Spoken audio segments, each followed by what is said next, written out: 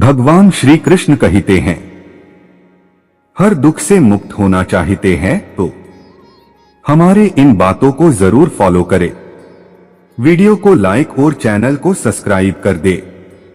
अर्जुन को कह रहे हैं, श्री कृष्ण, जब तुम्हारी बुद्धि मोह या अज्ञान रूप पाप को छोड़ देगी तब सुनने योग्य और सुने हुए विषयों में तुम्हें वैराग्य प्राप्त होगा, अर्थात वे विषय तुम्हारे सामने निरर्थक हो जाएंगे।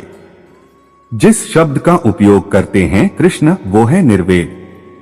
तुम निर्वेद हो जाओगे अर्जुन।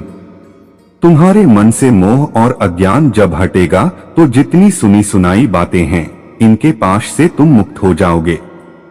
पिछले कुछ श्लोकों में भी कृष्ण कह रहे हैं कि वेदों में जो कामनामूलक कर्म हैं, जो व्यक्ति उन्हीं के प्रति ज्यादा प्रशंसा और आतुरता रखता है, उस व्यक्ति को कभी ज्ञान नहीं प्राप्त हो पाता। यहां भी निर्वेद होने के लिए कह रहे हैं। कर्मकांड है वेदों का, जिससे मुक्त होने के लिए प्रेरित कर रहे हैं अर्जुन को, क्योंकि कर्म तो सारे ही बंधनों का कारण बनते हैं। कर्म से आशय है साधारण सकाम कर्म। भूलेंगे नहीं कि अभी अर्जुन को निष्काम कर्मयोग में दीक्षित किया जा रहा है। अब अर्जुन को सिखाना है निष्काम कर्मयोग, लेकिन अर्जुन के मन में पाप पुण्य की अवधारणा गहराई से बैठी हुई है। वो अवधारणा कहां से आ रही है?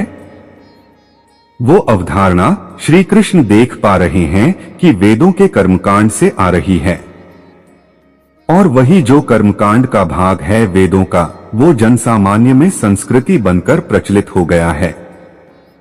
उसी सांस्कृतिक नैतिकता ने अर्जुन को यहां पर बांध रखा है। क्या कहता है वेदों का सकाम भाग? कहता है, ऐसे कर्म करोगे तो पुण्य मिलेगा और वैसे कर्म करोगे तो पाप होगा, और जो कर्म करके तुम्हें पुण्य मिलेगा उनकी पराकाष्ठा होगी स्वर्ग का सुख लाभ, मोक्ष नहीं, मुक्ति नहीं, सुख। कर्मकांड कहता है, जैसा कि हम तुमको बता रहे हैं, पुण्य बहुत करोगे, यज्ञ करोगे, दान दक्षिणा करोगे, या इस तरह के आचरण का या इस तरह की मर्यादा का पालन करोगे, इस प्रकार के संस्कारों पर चलोगे तो तुमको सुख खूब मिलेगा, तुमको स्वर्गतुल्य सुख का लाभ होगा। और इसके विपरीत किया तुमने, जो मर्यादाएं, जो आचरण हम बता रहे हैं उनका उल्लंघन किया, वर्जनाएं तोड़ी, जो नीति हम तुम्हारे सामने रख रहे हैं उस पर नहीं चले तो तुम्हें पाप लगेगा। ये दोनों ही बातें मन को भविष्य में ढकेल रही हैं। ये दोनों ही बातें निष्काम कर्म से दूर खींच रही हैं मन को। आप अच्छा भी कर रहे हो तो इसलिए कि उससे कुछ मिल जाए। आप बुरा करने से बच रहे हो तो इसलिए कि उससे कुछ बुरा मिल सकता है।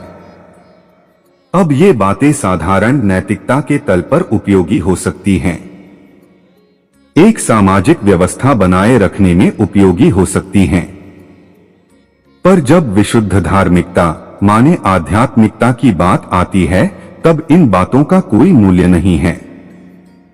इसीलिए बार बार श्री कृष्ण अर्जुन को कर्मकांड से मुक्त कराने की कोशिश कर रहे हैं, अर्जुन को ज्ञान की तरफ भेज रहे हैं।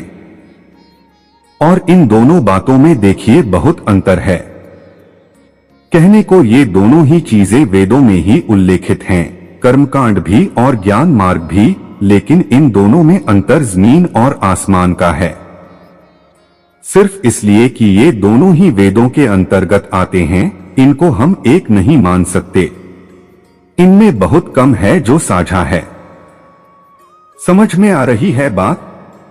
और जो थोड़ी खतरे की बात है वो ये है कि वेदों का 80-90% अंश यदि हम श्लोकों की संख्या गिने तो किसको समर्पित है? कर्मकांड को समर्पित है। और इसका परिणाम ये हुआ है कि जनसामान्य में धारणा ये बन गई है कि वेद का मतलब ही है कर्मकांड। इस देवता की इस तरह उपासना करो, मंत्रोच्चार इस विधि से करना है, यज्ञ ऐसे करना है, पूजा, उपवास, व्रत आदि के विधान ये हैं। लोगों ने इसी बात को वैदिक धर्म समझ लिया है, जबकि गीता का यदि किसी ने जरा भी पाठ किया होता तो उन्हें दिखाई देता है कि वेदों के उसी अंश से खींचकर के कृष्ण अर्जुन को वेदों के ही ज्ञान खंड की ओर ले जा रहे हैं। जिसका क्या नाम है? वेदांत, जिसको उपनिषदों के रूप में प्रतिनिधित्व मिलता है, और उपनिषदों का ही सार फिर गीता रूप में हमारे सामने आता है। समझ में आ रही है बात ये? अर्जुन, तुम निर्वेद हो जाओ।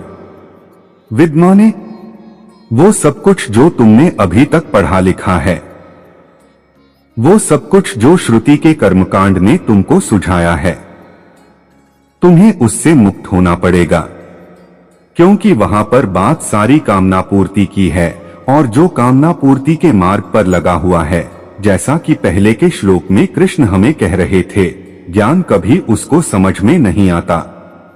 जिसके मन पर इच्छाएं हावी हैं, उसको तुम ऊंची से ऊंची बात बता दो, उसको समझ में नहीं आएगी।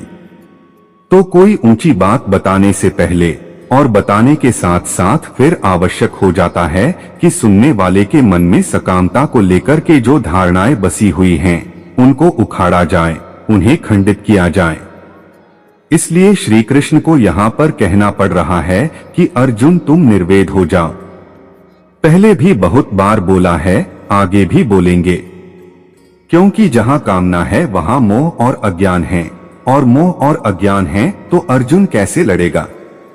मोह ही है जो अर्जुन को धर्म के पथ पर युद्ध करने से रोक रहा है, और सकामता का अर्थ ही है मोह। अज्ञान ही है अपने मूल स्वरूप के बारे में जो अर्जुन को यहाँ पर विचलित कर रहा है, धर्म मार्ग से डिगा रहा है।